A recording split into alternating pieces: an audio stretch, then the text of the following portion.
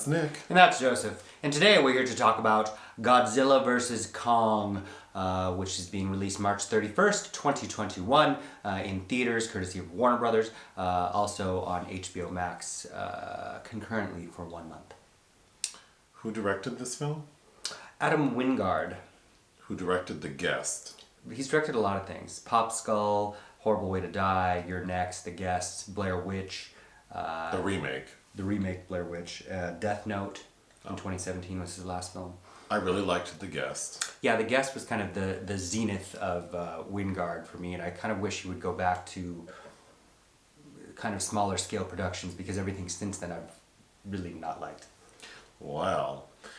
Okay, the last Godzilla movie ended with Godzilla killing that three-headed creature, the name of which escapes me. Is it Ghidorah?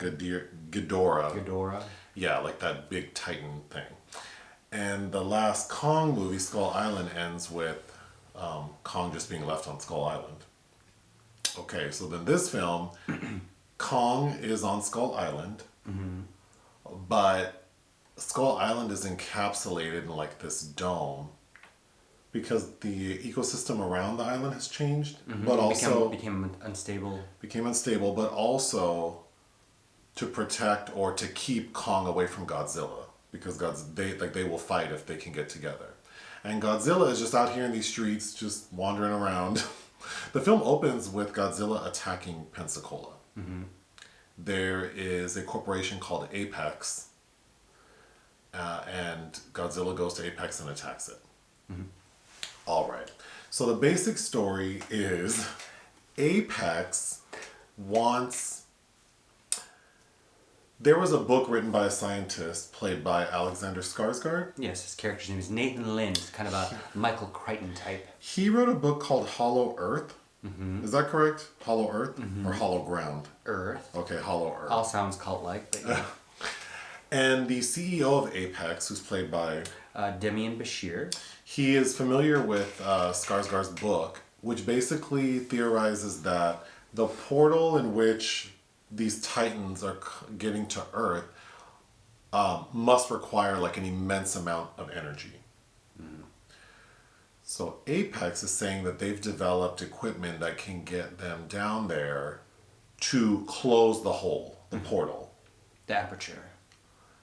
So Apex enlists Skarsgård because of his knowledge of Hollow Earth and the portal, or what he thinks is going on.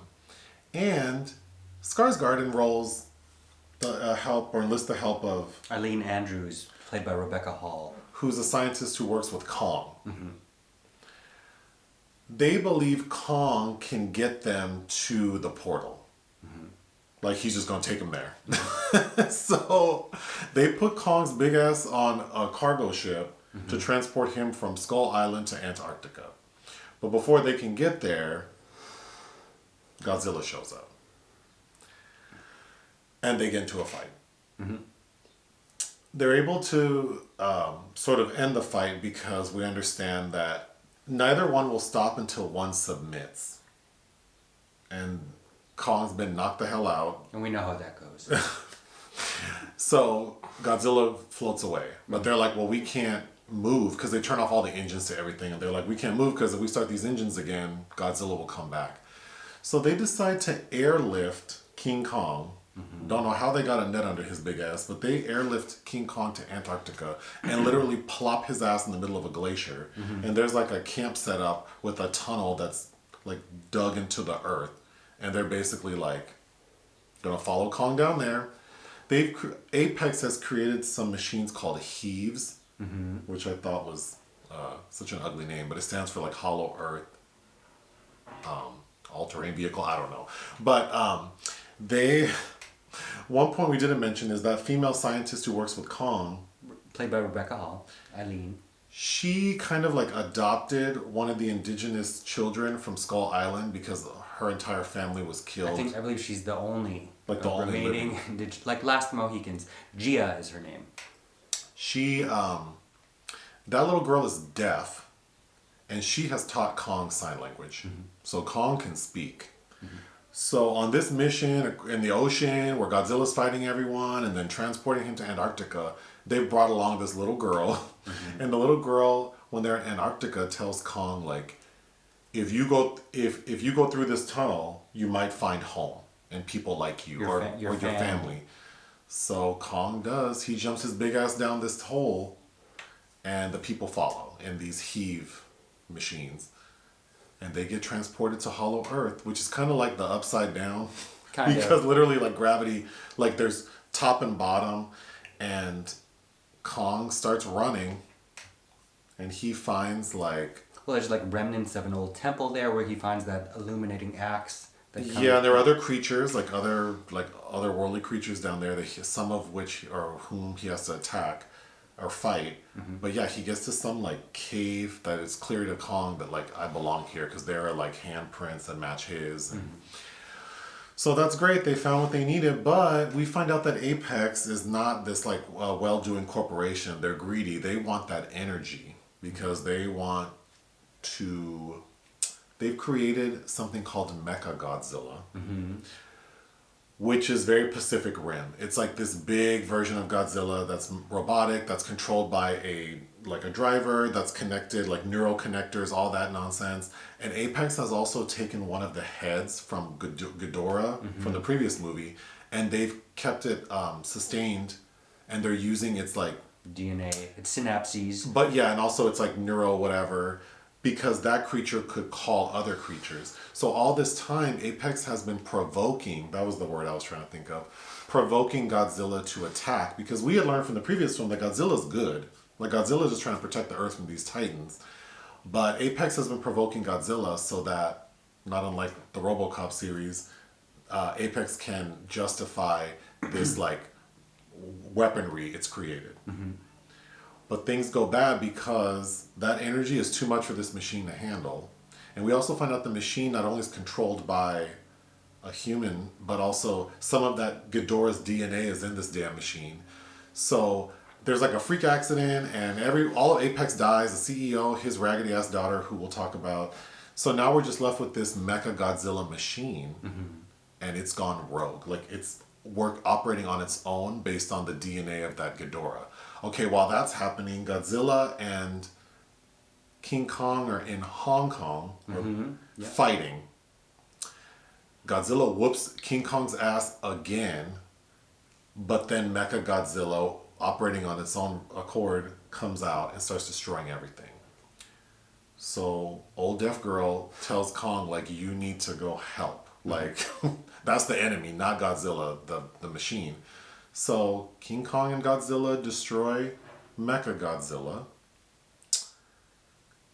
Godzilla drags its ass back into the water and Kong goes back to Hollow Earth. The end. Yeah. Okay, things I missed. There are things missed because there's a lot. There's a lot going on. Okay. The CEO of Apex has a daughter. Eiza González Mayo. When I tell you know those characters who come on and you're just like, she needs to die. She's so annoying, she needs to die. She does die. She's kind of like, she's bogarted the mission, saying like, fooled you all, we're here to steal this power. By taking samples from the core from Hollow Earth or whatever. But she dies.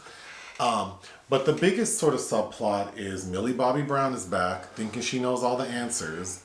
Her dad is back as well, but he has nothing to do. Poor Kyle Chandler, yeah. But yeah, Millie Bobby Brown is obsessed with this podcast from this... The Titan Truth podcast. Which is hosted by an employee of Apex who feels like he's a conspiracy theorist and has like inside information. So he's like very publicly like denouncing this corporation he works for. And even when the CEO of Apex meets this person who's played by Brian Tyree Henry, he's like, oh, you're that guy. I can't believe that this powerful ass corporation didn't shut down this like employee who's like all over the radio waves or however you transmit podcasts to... I mean, if he'd been talking about Taylor Swift, he would have been shut down faster. Yeah. If he would have made bad comments about a white contestant from RuPaul's Drag Race, he would have been pulled from the internet. But somehow he could do this. But anyway,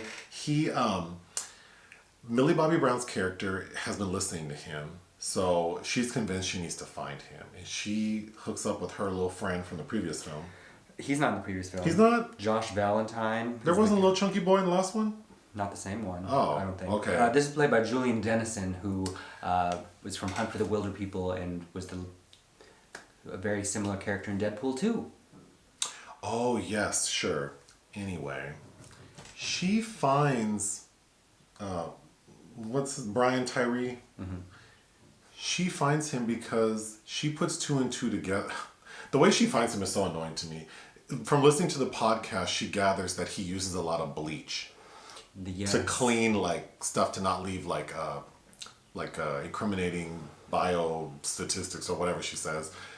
So she just like makes her way to some like Asian market and asks the person like, do you know a guy named whatever who buys a lot of bleach? And he does. And then she goes to his house and then they connect. And then throughout this film, they're just running around like chickens with their heads cut off, literally contributing nothing. They're just running around trying to find something. Somehow they make their way from wherever they are to Hong Kong. Well, they find that facility where they're sacrificing this. The experiments are being done clearly because they make their way into that pod that transports them very quickly to Hong Kong, that is also carrying those eggs or embryos for the skull crushers or whatever that they are breeding to use for mechagodzilla to. We have spent way too much time talking about this story. Oh, it was exhausting. I don't know what it was about this in films of its ilk, but my brain kept shutting off because every 10 minutes or so I'm like, what's happening? And I'm so glad you're there to watch it with me. And I do enjoy films like this. I really like blockbuster, special effects laden films, creature features, because we have to appreciate them for what they are, and we really only get that when some studio is willing to spend $150 million. Sure. So I do appreciate that component of it. I just don't understand why we need these dumbass human supporting characters who have nothing to do, and then trying to make them kind of funny, but the comedies, clearly a comedy writer did not write these characters. Eric Pearson, who wrote Thor Ragnarok, or one of the writers on there, and the upcoming Black Widow, joined Max Bornstein, who wrote the last Godzilla King of the Monsters, as well as the last Kong film. Thor Ragnarok is a very good example of how to make sort of a blockbuster sci-fi action-y film humorous, in my opinion. Mm-hmm. That's my flavor. But this does not work on any level. That film excelled at really great casting with its supporting characters. Sure. I only have a few notes. The intro to this film is like the intro to all of these films, where they kind of do like the history of the creatures. Mm-hmm. But I feel like we've seen that already with King Kong and Godzilla. So that wasn't very creative. For the children. My first note on this was Brian is manic. Brian Tyree Henry, who is a great character actor. Widows, If Beale Street Could Talk. Even his other appearances in big budget films like Joker or in the Child's Play remake. Like, I generally overall kind of like him. Oh. When we first meet him, he's being really annoying. He's because he works with the Apex and he's trying to like prove his conspiracy theories or his theories. So he goes to like a tech guy in a different department and basically is really annoying. So the guy will get up and leave his computer so that Brian can then fiddle with it. Mm-hmm. So it makes sense like what he's trying to do, but the way he's doing it is like, okay, if this character was annoying enough to get this guy to like leave his computer, how do you think the audience feels? Like, I wanted to get up and leave the computer. That was terrible. I don't really have anything else to say. I did not like this movie. I will say I didn't like it at all, actually, but I was somehow less irritated than after Godzilla King of the Monsters, which was directed by Michael Dougherty from 2019, where we had poor little Sally Hawkins and Ken Watanabe as those scientists that seemed to have to pop up to deliver egregiously terrible dialogue. Well, all of the dialogue in this film is just to explain what we're seeing. Oh yeah, it's like something happens and then you have like Rebecca Hall being like, that synthesized the blah blah blah, so the blah blah blah, because otherwise you'd have no idea what's happening. There's nothing, like, I didn't feel anything. Even you would think the little deaf girl would get, like, conjure up something, and it's just like, I know Eiza González as that. Oh my god, so annoying. Poor Alexander Skarsgård. He just looks like a little boy running around like he doesn't know what he's doing. the lady scientist just looks like she's confused. I don't know why they think their plan to get Kong to go find the portal is so stupid to me. Like, what makes them think Kong's gonna be like, okay, let me take you there? Well, it's like, good thing you have that little girl there because otherwise... My last thought, and I know like this is really granular, and I'm sure the people, like the designers who worked on all the special effects, like it is accurate. But as sitting in the audience, I feel like the ratio of size and scale of Kong and Godzilla to me is not always clear, because sometimes it seems like Godzilla is so much bigger than Kong. Sure. And then in some scenes, they seem equivalent. Also, when they first fight, when Kong is on this cargo ship, in the ocean and Godzilla shows up, I'm very well aware that now, after the Suez Canal incident, that cargo ships are much, much larger than regular ships. Mm-hmm. So Kong is like laying on this ship, and it appears like his entire body takes up the cargo ship. But then there are moments when Kong is sitting up in the cargo ship that it looks like, oh, he's just like in the back of it. So that made him seem small. Then when Godzilla shows up, Godzilla's tail like splits two other ships in half, like two old breadsticks. So I don't understand how like then Godzilla's able to like jump on the cargo ship. I don't understand how King Kong is like leaping from the cargo ships like a little frog, and they're not like breaking in half and sinking. I thought that was really off. Yeah, that said, the production design overall, like, incredible special effects on the creatures. I think Kong looked great. I think, as we were talking before we filmed this, there's a few like head-on shots of Godzilla that I think are pretty menacing. That look really good. And so, obviously the Skull Crusher things, and or that's not what they're called, but something. They remind me of Tim Burton's films, or some of those creatures Kong has to kill when he goes in the underworld. They look good. I will say the final three-way battle in Hong Kong, neon lit skyscrapers everywhere, and every skyscraper is like has like a neon border. I always laugh at these films, like across all the Godzilla films, the lack of destruction and all of the people that are ostensibly dying. They are smashing like populated buildings like nothing. There's one shot in this of some ladies running, like very briefly, out of a building somewhere, but this review's a mess. Do you have anything else to say? Do you like any of the Godzilla films? There are only 3, right? No, like the oeuvre of Godzilla. Oh, sure, like the original ones where it's clearly like a man in a suit and they're in black and white. Yeah, those are amusing. Criterion put out a beautiful collection of all the classic Japanese films, and I find it funny how the Godzilla has been infused in American cinemas. I think interesting from the original from '54, sure, because it was reshot. The original Ishiro Honda film was reshot to include an American presence, Raymond Burr, for our theatrical release. So I find that interesting, but somehow every Godzilla film, I didn't like the 2014 reboot. After Juliette Binoche dies in the beginning, which is across every Godzilla film I've seen, the only moment I felt like any emotion was watching her die. The last one, I don't know, what would you give this film? 1.5 out of 5. I would give it 1.5 out of 5 as well. Thank you.